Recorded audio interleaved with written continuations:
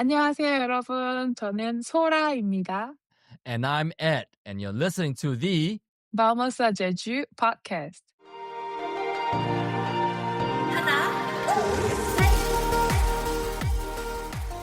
Welcome to today's episode of the Vamos a Jeju podcast. Last week, if you recall, we talked about some of the hikes that I planned for my family to do when we're going to be in Jeju at the end of 2026. And those hikes were really designed for people who don't really like hiking. That's why it was called Hikes for Hike Haters. And so today we're going to pick up where we left off by talking about several hikes that we're going to go on. But before we do that, I have my buddy Sora with me. Say hi, Sora. 안녕하세요. Hello, everyone. Welcome to our show today again. So, Sora, I got a question for you. Of all the hikes that we talked about last week, which ones were your favorite? Of course, my favorite is Sarabong. The one next to my apartment is easy and beautiful. Yeah, Right. It's always my favorite. And that's right in your backyard, so that's really convenient. Today, we're going to move on to the next group of hikes that I think hike haters, like some people in my family, will actually enjoy.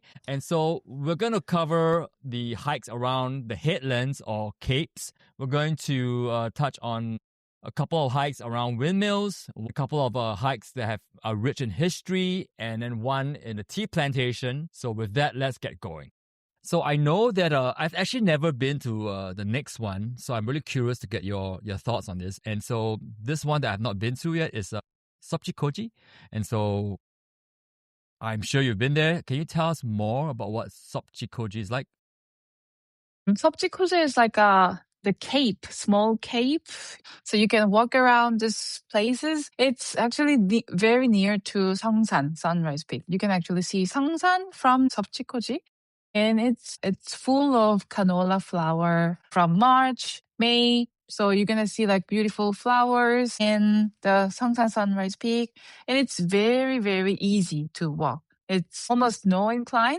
So I think you can, like, even if you don't like hiking or you don't like walking, it's easy. And also the view for the ocean, because it has like many formation of lava rocks. We have like several names of those rocks. So you're going to see beautiful ocean, lava rock formation, canola flower. It's like classic Jeju attraction, like I think from 30 years ago. Seopjikoji is a cape on the eastern side of the island.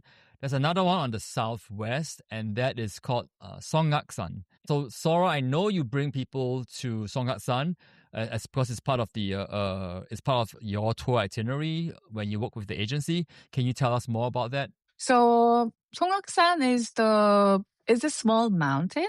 And there's two different trail. So I think Ed is now talking about the loop at the bottom, but there's another one to go up to the top as well. But for me, I recommend the loop area because you can see all this panoramic view of the ocean and lava rocks. That is beautiful if the weather is good. If you are K-drama fan, if you have watched it When Life Gives You the Tangerine, this was the film location when Taxi had a date riding a bicycle.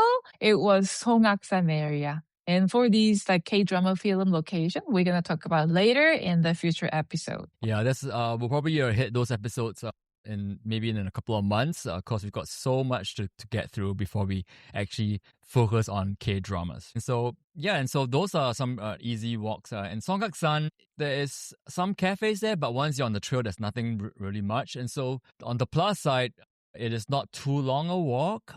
On the negative side, it's like once you start walking the loop, you gotta finish it. There's no taxi or bus to rescue you from the rest of the hike. But again, it is not too long and it's not too difficult. Okay, then the next category that I thought of for offering as an option to my family is windmills, because personally, I'm fascinated with the windmill generators on Jeju Island. And so I remember Jaden telling me that Jeju has so many wind power generators that sometimes they have to stop them because there aren't enough batteries to store the power. And I was like, wow, that's fascinating. But it's also very fascinating to see, like when you walk under them, it's just spinning and it just goes whoop, whoop, it's I just geek out about stuff like that. But if you're not a geek like me, it is still beautiful to look at it. And so one of the places that I enjoy walking or bringing people to is Sinchang Windmill Coastal Road. There's a longer trail that brings you on a raised platform out into the water. If it's especially when the tide's in, you're gonna be over the water. If the tide's out, maybe you'll see some lava rock, but it is longer, and that route maybe takes you about an hour if you're a slow walker, or if you're trying to like take a time and take pictures, maybe an hour and a half. So that's the longer walk, and that connects the windmills further out. If you want to do the shorter walk, just stay near the shore, and that could be like just 30 minutes. So again, I like that there's different options. So for this one, potentially like the people who don't like hiking can just do the shorter walk, while the ones who like hiking will go for the outer rim. And so those are some nice options. There's some places to have like a tangerine juice, some maybe ice cream, and some snacks in the area. But this place is much easier to come to if you have a rental car. If you have a bus, that might be more challenging because it involves quite a bit of walking from the nearest bus stop. Now, the whole point of today's episode is for people who hate hiking. So walking 10, 15 minutes from the bus stop is a no-no.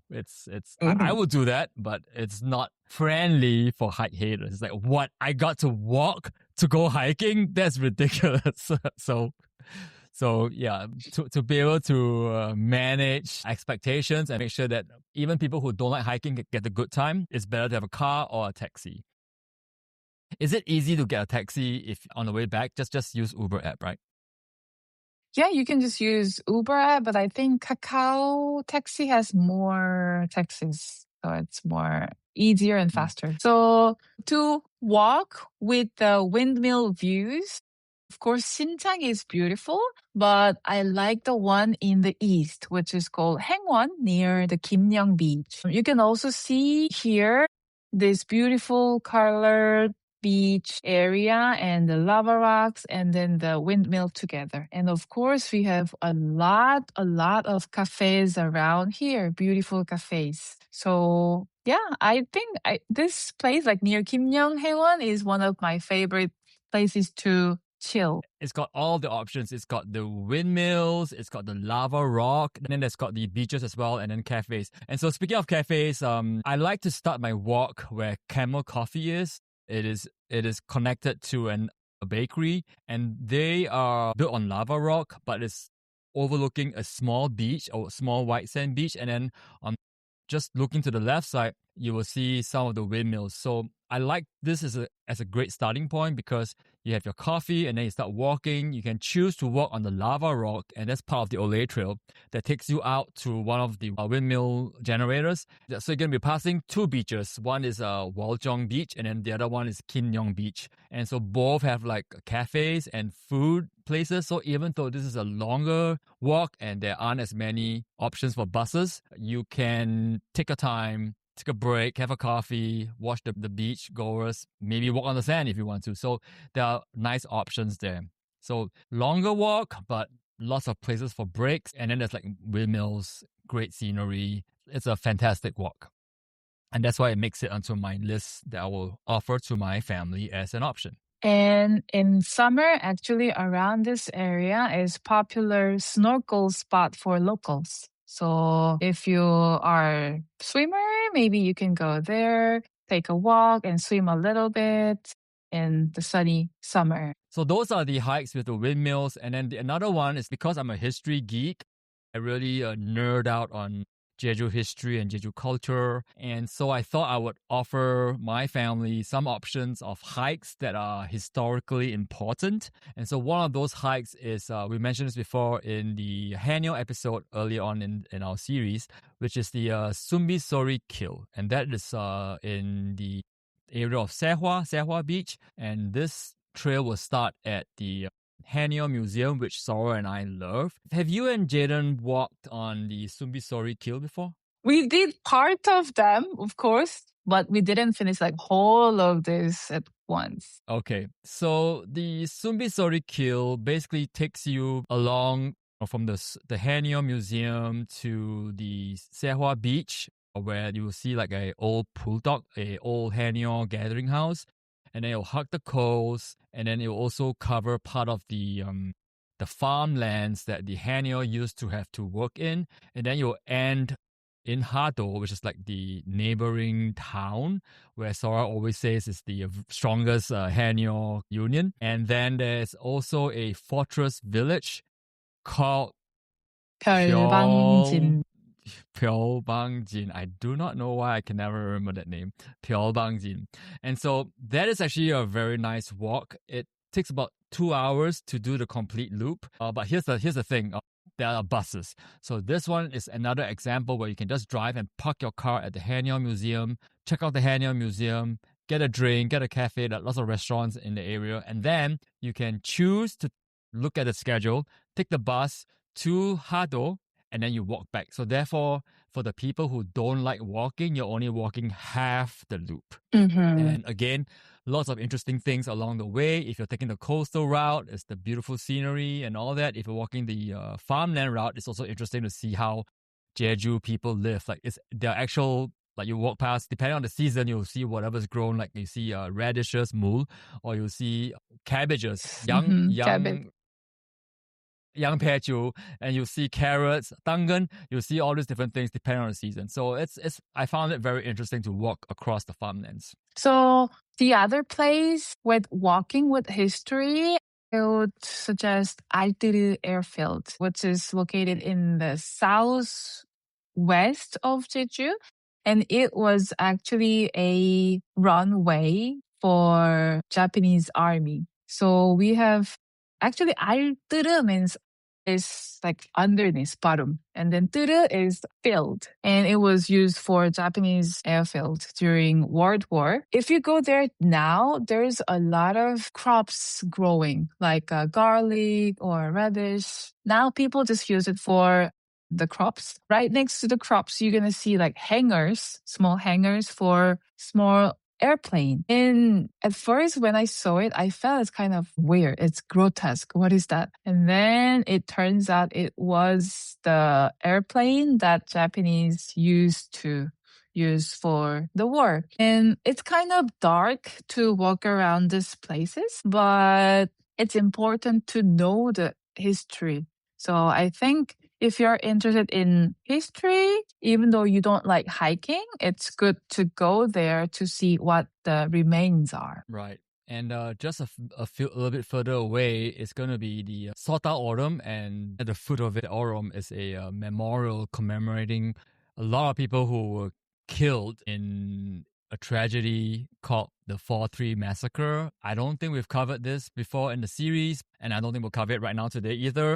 But this is definitely a trail from the Altereu Airfield to the Seodal Memorial and beyond, where there's like a Japanese anti-aircraft positions in the Orem itself.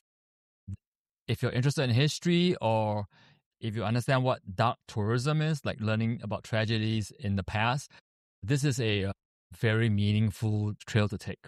Having said that, even if you don't know anything about history or what happened in the decades before, it is still an interesting place to walk around. This one, you need a car to get there. No buses, and if you want to walk in, it's going to be a long walk in. So definitely need a car or a taxi to get you to the Altereu Airfield area. It's in this list even though there's no cafes and no buses, because if you just want to walk around the airfield area where the farms are now, it is just 30 minutes. But if you want to push further and walk to the Seodal Memorial and the Orem there, that's another 30 to 40 minutes. So total time, maybe 60 minutes to 90 minutes. So if it was too dark to walking there, maybe you can just go to Osalokti Museum. It's more bright, happy, a lot of people. But actually, I mean, Osalokti Museum itself, it's very crowded. But in the tea garden, there are not many people, and people are just in front of the garden. So if you want to enjoy the tranquil moments of the tea garden, you can go inside and take a walk along this tea garden. Then you're gonna see like different part of Oslo. Yeah, and so to be clear, it's called the tea garden, but it is actually a plantation. So if you were to leave behind the cafe, I refuse to say it's a museum. If you leave behind the cafe and the gift shop and all the crowds are, and you just keep walking, you can also walk across the main street for where the tour buses drop their people. Just walk past the tour buses, just keep going. It is a huge tea plantation. I think it may even be Jeju's biggest tea plantation. I'm not sure.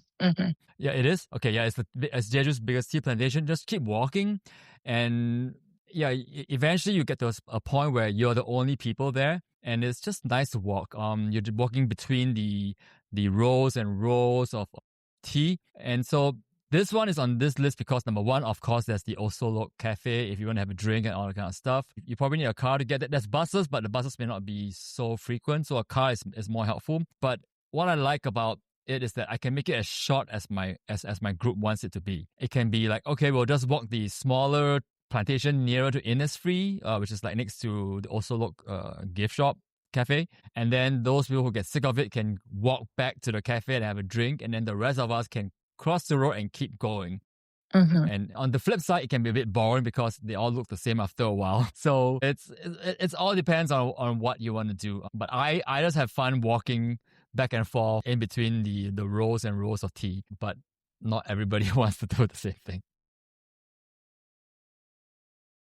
Since we talk about Osolok, which is one of our top 10 tourist traps in a very early episode, I figured we should also cover another tourist trap that we talked about in that episode, and that was Chongbang waterfall. Or actually, that's just the waterfalls in general. I'm not saying that it is not worth going to the waterfalls in Jeju. I'm just saying that if you calibrate your expectations, and I'm not expecting like major ones like Iguazu Falls in Brazil / Argentina, or Victoria Falls in Zimbabwe, or Niagara Falls in America / Canada. If you calibrate your expectations, it is a nice place to walk to. And it's not difficult. I have actually only been to Chongbang Waterfall once. I'm sure you've been with tourists many times. Like, can you tell us more about Chongbang Waterfall? But Chongbang Waterfall is the only waterfall that comes from the mountain to the sea directly. That's why this waterfall is famous in Jeju. And it is actually beautiful with those cliffs. Yeah, people like to take photos in front and play with the stones and beach there. And actually, I think you might know that there's another Sojeongbang, small Jeongbang waterfall, right? So from Jeongbang waterfall and through small Jeongbang waterfall, there's I think it's also part of Ola Trail.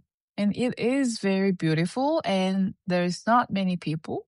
So if you are here and if you like to go a little more, then I think you can have a small loop for Jeongbang waterfall and then small one as well. Right. And Jeongbang waterfall starts very close to Seokjip City. And so it's not going to be difficult to walk at all. In fact, if you want to combine the Lee Jong-sop street walk to Chongbang waterfall, it is maybe another extra 30 minutes.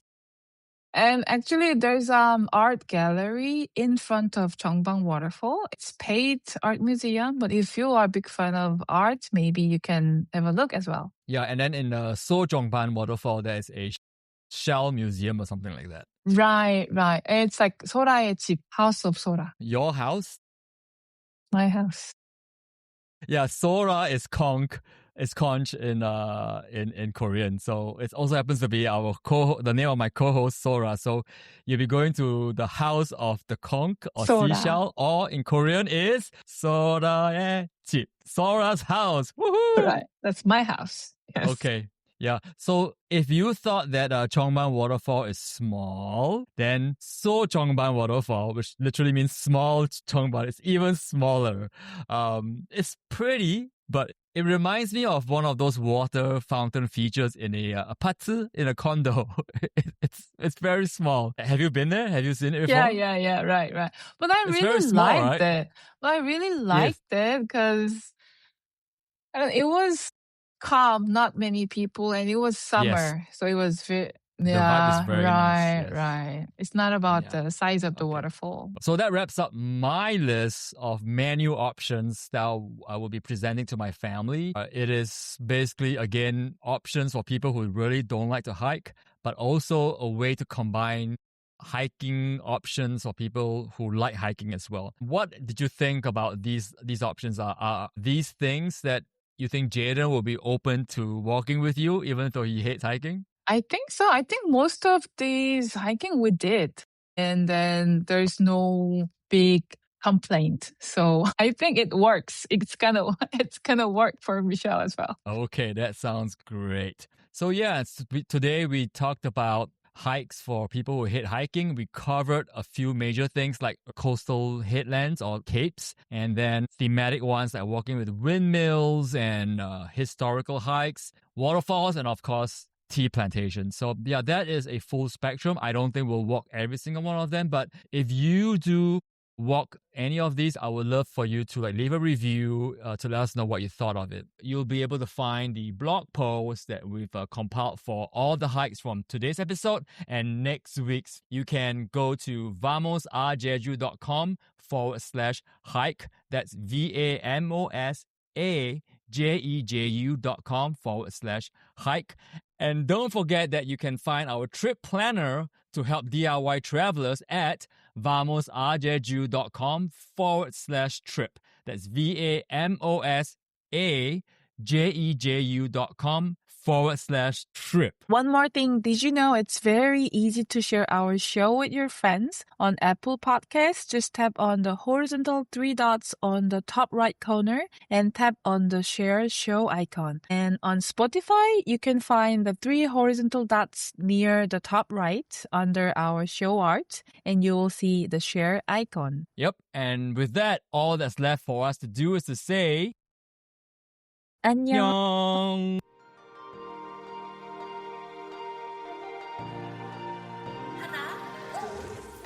Get all our latest articles, videos, and resources on Jeju DIY travel, culture, and history at vamosarjeju.com. That's VAMOSAJEJU.com. If you would like to get updates about Jeju or even Korea sent straight to your email, sign up for our dispatches at vamosarjeju.com/update. And finally, the best way for a new podcast like this to grow is organically. So if you found this episode helpful, please share us with a friend. And who knows, maybe you'll Vamos to Jeju together this year. The Vamos Our Jeju podcast is part of the Passport Optional Network.